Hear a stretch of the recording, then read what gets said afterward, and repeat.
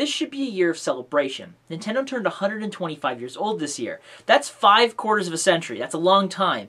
But before we come together as gamers and celebrate this milestone, I'd like to take a moment to pause and remember a franchise that Nintendo's left dormant for a decade. One that we all know and love, yet maybe you've already forgotten.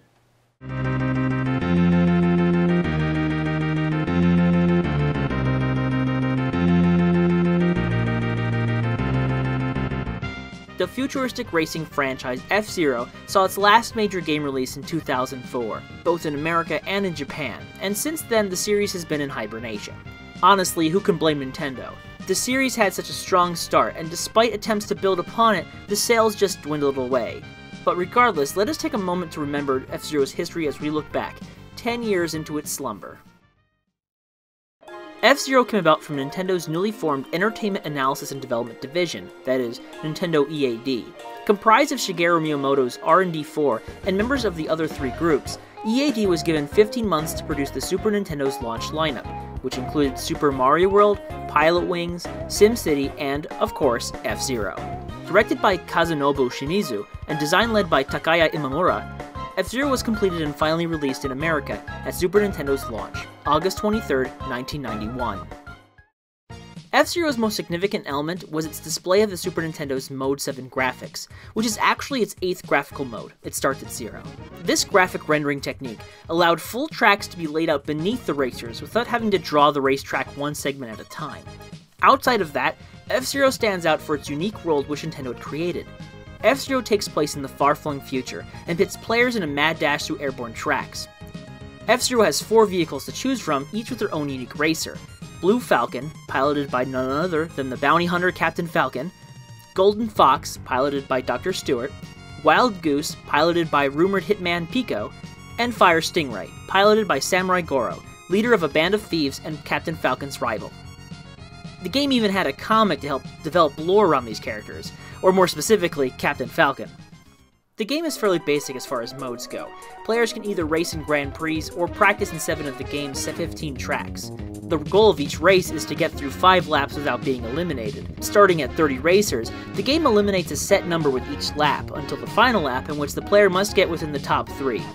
Obstacles line each track, including partitions which slow the vehicle down, landmines, heavy winds, and giant magnets. Thankfully, if you get damaged, there are pit zones which can restore energy provided the players drive through them. Furthermore, with each lap, a racer can get an additional super jet boost to help them launch forward, as long as the racer finds the right time to use it. In the end, F-Zero was greatly praised for its Mode 7 graphics and intense gameplay.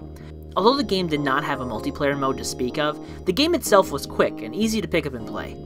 The game would go on to sell over 1 million copies, and with that, a new franchise was born in the Super Nintendo.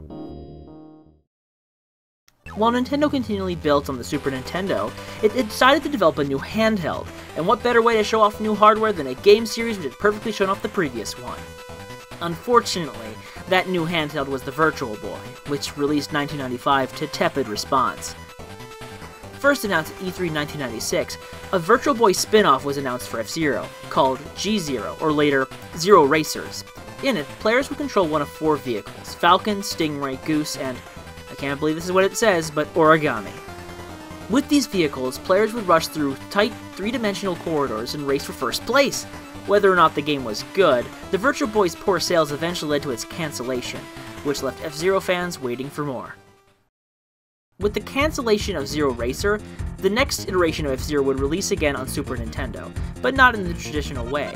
In 1995, Nintendo and radio company St. Giga released the Satellaview add-on for the Super Famicom. This device would download games through airwaves, as well as provide live audio to play over certain games, dubbed SoundLink games.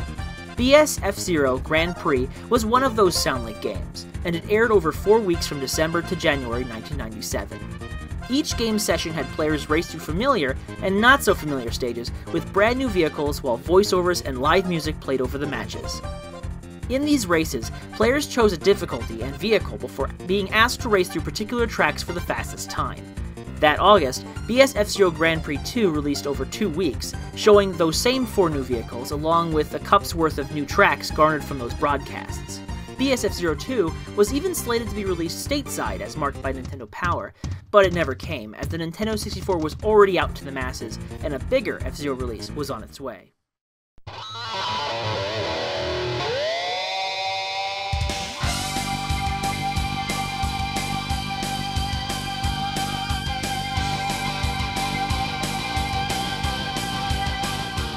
F-Zero X released in the US September 20th, 1998. Developed yet again by Nintendo EAD, the game was this time directed by Tadashi Sugiyama, who had previously acted as Mario Kart 64's art director. F-Zero X takes the gameplay established in the original and expands on it multiple times as it takes a turn to 3 dimensions. Rather than have you just have 4 racers to choose from, this game offers 30, each with their own unique vehicle to race. These new racers range from a menacing dinosaur to a walking octopus to what is clearly Mario if he had been made a drone and given very fatty mushrooms in his adventures. Gone is the elimination element from races. It is replaced by a more traditional point system akin to Mario Kart. Combat is given more emphasis too, as destroying opponents can help keep you higher in the roster. Furthermore, singular boosts per lap were replaced with continual boost power, but at the expense of the vehicle's energy. The game consists of 5 modes, 2 of which return from the original. Grand Prix and Practice return, but now the game adds Time Attack, the combat-oriented Death Race, and for the first time in the series' history, Versus Battle. Regardless of the mode chosen, the game runs at a steady, fast-paced frame rate, making the action all the more intense. The game starts with 3 cups like the original, but Joker Cup and X Cup can be unlocked. Joker Cup includes crazier levels, including one that resembles a particular Mario Kart 64 stage, while X Cup generates tracks randomly for players in EAD to race on. These randomized tracks can range from simple to outright insane in design. In fact, I'm pretty certain some of them can't be beaten. But speaking of insane in design, check out that butt rock. I mean insane in a good way there, by the way. F-Zero X was met with a solid reception in the United States, although the Nintendo 64's poor user base in Japan kept the game from even approaching its retail predecessor. Critics were concerned about the game's poor texture work and models, but others praised the game's attempt to keep a solid and fast frame rate along with the more intricate level design. Considering how certain lower frame rate games have aged over time, I'd say the trade-off was more than fair, don't you think? In developing F-Zero X, Nintendo had been preparing it, and other Nintendo 64 games, to benefit from additional game content, and the device to deliver that content would become the Nintendo 64 Disk Drive, or 64DD for short.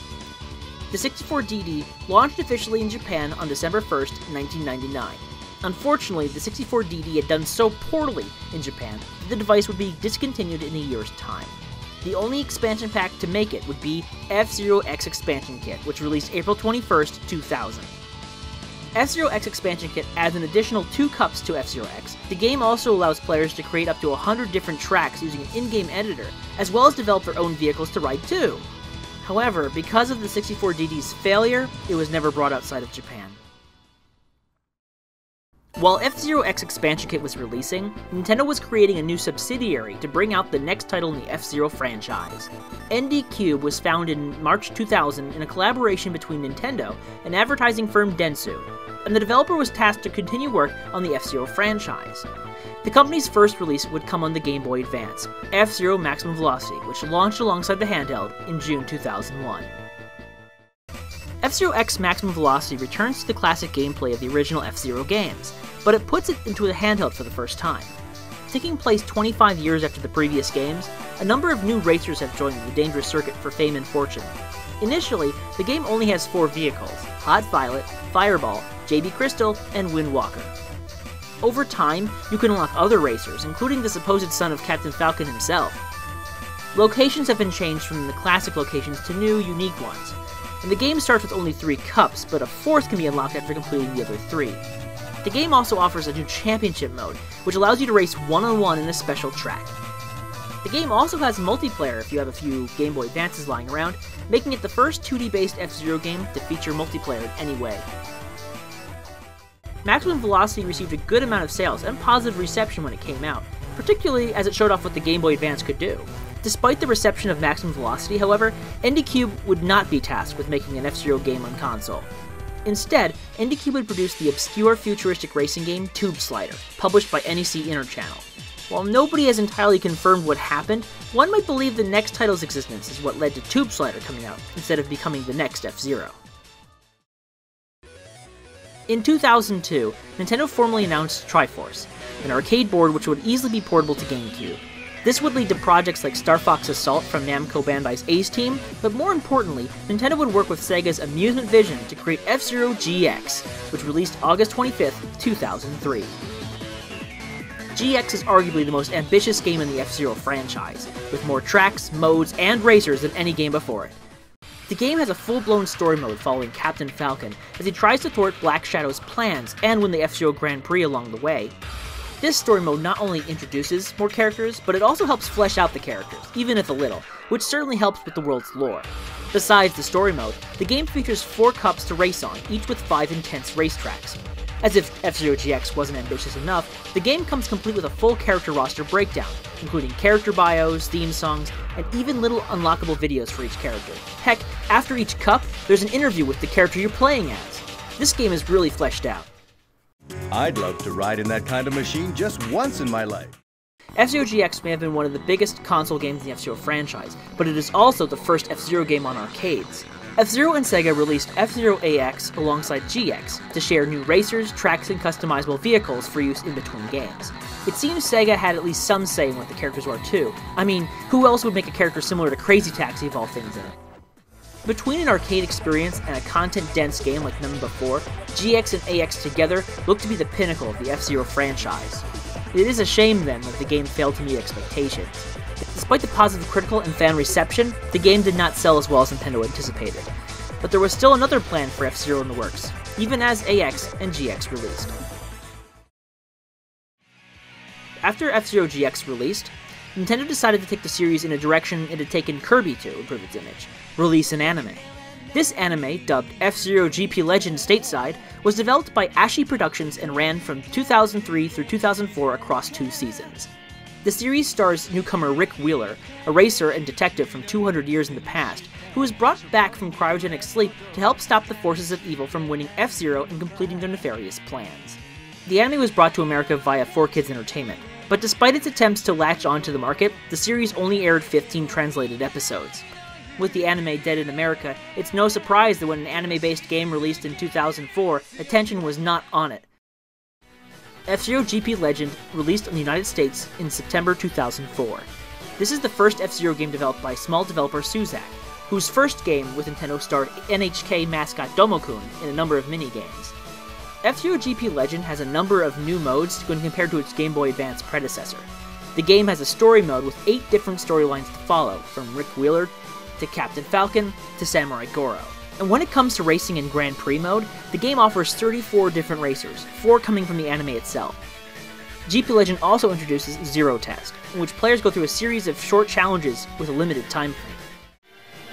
Overall, GP Legend feels very much like the Super Nintendo original, although it uses more intense environments and uses F-Zero X boost system. Even so, the biggest flaw this game had was its connection with the poorly received anime, and as a result, the game did very poorly in the United States. The game's poor sales, combined with the cancellation of the anime, resulted in GP Legend's sequel remaining Japan only. F-Zero Climax released in Japan October 2004, and it is the last mainline F-Zero game released since. Climax is a direct sequel to GP Legend, also developed by Suzak. The game drops the story mode, but instead offers survival mode, during which players are tasked with completing a series of challenges to unlock character bios and episode synopses in the anime. What is more unique, though, is that the game comes with a track editor, allowing up to 30 tracks to be stored or saved in password form for easy sharing. The game released, the game was received with a shrug, and that's it. The series ended. And that's it. F-Zero's done. Hasn't been a game since. Probably won't ever be one. Nintendo, let's let it go and be forgotten. What about Nintendo Land? Oh, yeah, I guess Nintendo hasn't totally forgotten about F-Zero. F-Zero as a franchise has been in hibernation ever since, though that doesn't mean Nintendo has entirely forgotten it. Captain Falcon and the F-Zero franchise are still heavily represented in the Super Smash Bros. Franchise. More specifically though, Nintendo brought F-Zero to the Wii U as one of many games in Nintendo Land. In Captain Falcon's Twister Race, players hold the Wii U gamepad vertically and then steer the ship as it progresses along the highway under a time limit, while also dodging bumpers, fallen cars, and of course, mines. This November, Nintendo will be releasing the first of 2 DLC sets for Mario Kart 8, and in it, not only is the Blue Falcon a vehicle, but there is surely an F-Zero track on it. So I guess F-Zero is kinda still coming? In a way? In an E3 2013 IGN interview with Shigeru Miyamoto, he had this to say of F-Zero. I certainly understand that people want a new F-Zero game. I think where I struggle is that I don't really have a good idea for what's new that we could bring to F-Zero that would really turn it into a great game again. Certainly I can see how people looking at Mario Kart 8 could see, through the anti-gravity, a connection to F-Zero. But I don't know, at this point, what direction we could go with the new F-Zero. It's tough. Obviously, in the past, we've tried to work with other companies, where we've let them develop games for us in franchises like Star Fox and F-Zero, but the more we think about it, the more we prefer to be able to create those games internally, on our own. Miyamoto has since announced a Wii U Star Fox on the way. Could F-Zero be close by? So Nintendo hasn't really forgotten about F-Zero, but it seems that they're having trouble trying to figure out how to convey it to the masses again. And it has been a decade, so a lot has changed in the market. But I think Nintendo could bring it back, either through a full reboot, bring it to the eShop, have another developer develop it like Next Level Games or Monster Games. I mean, they've both proven to be very good at rebooting franchises. Either way, as long as Nintendo pushes that fast, futuristic, intense racing that the series is known for, I don't think they're going to have trouble getting people back to play it. But until then, at least we have a good solid lineup of games to play together in remembrance of the F-Zero franchise. So get going, get boost power, and get racing for the captain.